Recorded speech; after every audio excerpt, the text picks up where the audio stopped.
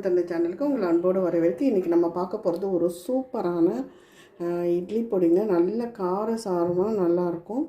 எங்கள் பாட்டி காலத்து இட்லி பொடி, பாசிப்பருப்பு மிளகு இட்லி பொடி. இதில் வந்து மிளகா காரத்தை விட மிளகு காரம் இருக்கும், நல்லா தூக்கலாக இருக்கும். சூப்பராக இந்த பொடி இட்லிக்கெல்லாம் ரொம்ப ஏற்றது. இதுக்கு தேவையானது ஒரு கைப்பிடி அளவு உங்களுக்கு ஏற்ற காரத்துக்கு ஏற்ற மாதிரி எடுத்துக்கோங்க. கொஞ்சம் கம்மி எடுத்துக்கோங்க, ஏன்னா மிளகு சேர்க்க போகிறோம். கல்லுப்பு, கருவேப்பிலை. இந்த பக்கம் பார்த்திங்கன்னா இதுதாங்க மெயின். இதில் வந்து நான் அரை கப்பு பாசிப்பருப்பு, அதாவது எல்லா பாசிப்பருப்பும், கலர் பருப்பு, மசூர் பருப்பு அதெல்லாமே சேர்ந்து இருக்குது. கருப்பு உளுந்து எல்லாமே இந்த பருப்பில் இருக்குது. இது டிபார்ட்மெண்டல் ஸ்டோரில் கிடைக்கும். அது வந்து உங்களுக்கு அரை கப்பு.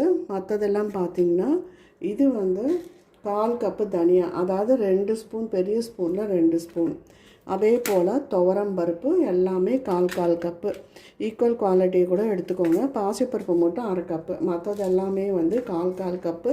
அரிசி, பச்சரிசி, இது போட்டு அரைச்சி பாருங்கள், சூப்பர் டேஸ்ட் இருக்கும். அப்புறம் மிளகு தாங்க கூட இருக்கும், அதில் மிளகு சேர்த்துருக்கேன். இப்போ நம்ம இது எல்லாத்தையுமே வறுத்து எடுத்துக்கலாம்.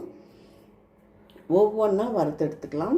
நம்ம பருப்பு வகை சேர்க்குறதால நல்லா பெருங்காயம் கட்டி கூடவே சேர்த்துக்கோங்க, நல்லாயிருக்கும். இல்லை தூள் பெருங்காயமாக இருந்தால் கூட அதையும் கூட சேர்த்துக்கோங்க. கூட தூக்கில் இருந்தால் டேஸ்ட்டு நல்லாயிருக்கும், வாய்வு தொல்லை இருக்காது.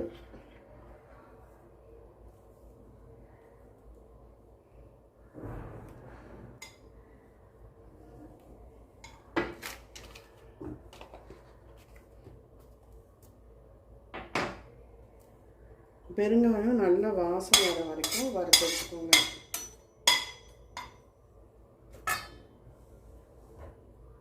இப்போ நம்ம பெருங்காயம் வறுத்தாச்சு.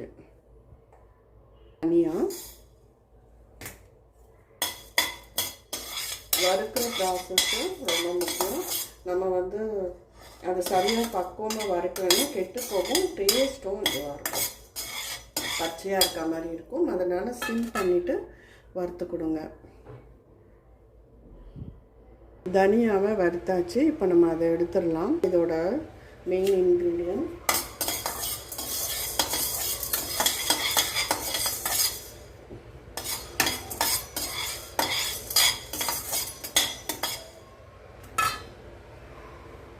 நான் ஸ்டவ்வை வந்து சிம் பண்ணி தான் வச்சுருக்கேன்.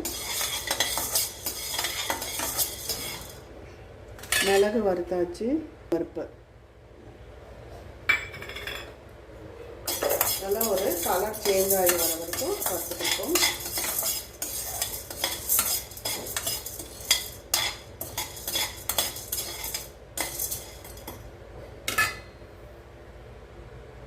இது கடலைப்பருப்புங்க, நான் துவரம் பருப்புன்னு சொன்னேன். கடலைப்பருப்பு பாருங்கள், இந்த மாதிரி லைட்டாக சிவக்க வருது இல்லையா, இந்த பதத்தில் நம்ம எடுத்துடலாம். அடுத்தது துவரம் பருப்பு, வாசம் வர வரைக்கும் எடுத்துடலாம்.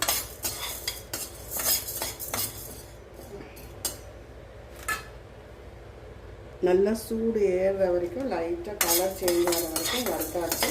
இப்போ நம்ம இதையும் எடுத்துடலாம். முக்கியமாக பாசிப்பருப்பு, வெறும் பிளெயினாக பாசிப்பருப்பில் கூட நீங்கள் பண்ணிக்கலாம். என்கிட்ட 5 வகை பருப்பு கலந்ததால் நான் அதிலேயே பண்ணுறேன். நல்லா ப்ரோட்டீன் ரிச்சாக இருக்கும். இந்த மாதிரி பாசிப்பருப்பை சேர்த்து நீங்கள் இட்லி பொடி பண்ணி பாருங்கள், நல்லாயிருக்கும். இது பக்கத்தில் இருந்து மெதுவாக வறுக்கணும், ஏன்னா பருப்பு வந்து ரொம்ப குட்டியாக இருக்கிறதால சீக்கிரம் செஞ்சுக்கணும். வறுப்படட்டும்.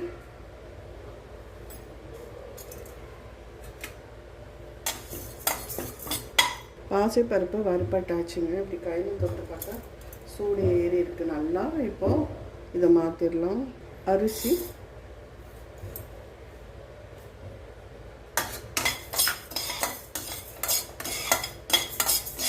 அரிசி வந்து பொரிஞ்சு வரணும். ஏன்னா கடாய் சூடு இருக்கிறதால அரிசி வந்து சீக்கிரத்தில் பொரிஞ்சிடும். அதனால தான் கடைசியாக அரிசி போட்டேன்.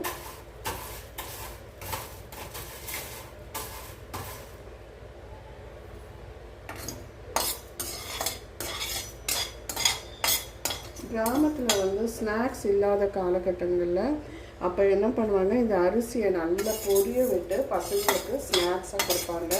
நல்ல டேஸ்ட்டாக இருக்கும். எங்கள் பாட்டி எங்களுக்கு கூட செஞ்சு கொடுத்துருக்காங்க. நல்ல முறுன்னு ஒரு டேஸ்ட்டு. அதே போல் பாசி பயிறு அதையும் வறுத்து முந்தானியில் வச்சுப்பாங்க கட்டி. அதில் வரவங்களுக்கு கேட்குறவங்களுக்கு கொடுத்துட்டு பாருங்கள். நல்லா பொரிஞ்சு மேலே நான் போட்ட அரிசிக்கு பொரிஞ்சிருந்துச்சு. இனி இருக்க வேண்டாம், எடுத்துடலாம். மிளகாய், கருவேப்பிலை, உப்பு, கல்லுப்பு சேர்த்து வறுத்துக்கோங்க.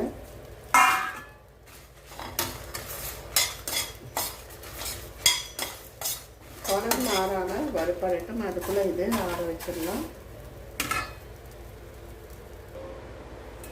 இப்போ பார்த்தீங்கன்னா மிளகா வறுத்தெடுத்தாச்சு. இந்த பக்கம் கருவேப்பிலை கல்லுப்பு மேலே படும்போது அது நல்லா ஹீட் ஆகிடும். இப்போ இதில் நம்ம வந்து ஸ்டவ்வை ஆஃப் பண்ணிக்கலாம்.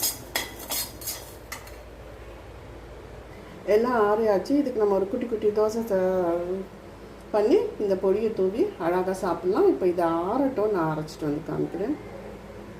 இங்கே பார்த்தீங்கன்னா பொடிக்கு ஏற்ற மாதிரி குட்டி குட்டியாக ஒரு தோசை ஊற்றிருக்கேன். இதில் நம்ம வந்து மழைச்சாரல் மாதிரி அதை தூவியோ இல்லை இதோடு இட்லி பொடியை சேர்த்தோ வறுத்து டிஃபனுக்கு பசங்களுக்கு கொடுக்கலாம். ஈவினிங் ஸ்நாக்ஸாக கொடுக்கலாங்க. உங்களுக்கு மார்னிங் வந்து குழந்தைங்களுக்கு லஞ்சுக்கு கூட கொடுத்து விடலாம். அவ்வளோ அருமையாக இருக்கும். இப்போ பார்த்தீங்கன்னா கிராமிய முறைப்படி பாசிப்பருப்பு மிளகு இட்லி பொடி ரெடி ஆகிடுது.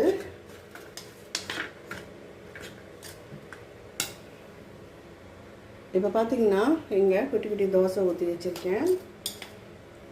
நல்லா மழை சாரல் மாதிரி அப்படியே லைட்டாக எல்லா தோசையிலையும் ஸ்ப்ரெட் பண்ணி விட்டுடுங்க. இதை நீங்கள் வந்து வறுவலாக கூட இதில் போட்டு குழந்தைங்களுக்கு வறுத்து கொடுக்கலாம். நான் இங்கே நெய் உருக்கி வச்சுருக்கேன். டேஸ்ட்டுக்காக தான் நெய் சேர்க்குறது. இல்லாட்டினா நீங்கள் எண்ணெயே சேர்த்துக்கோங்க, நல்லெண்ணெயே சேர்த்துக்கோங்க.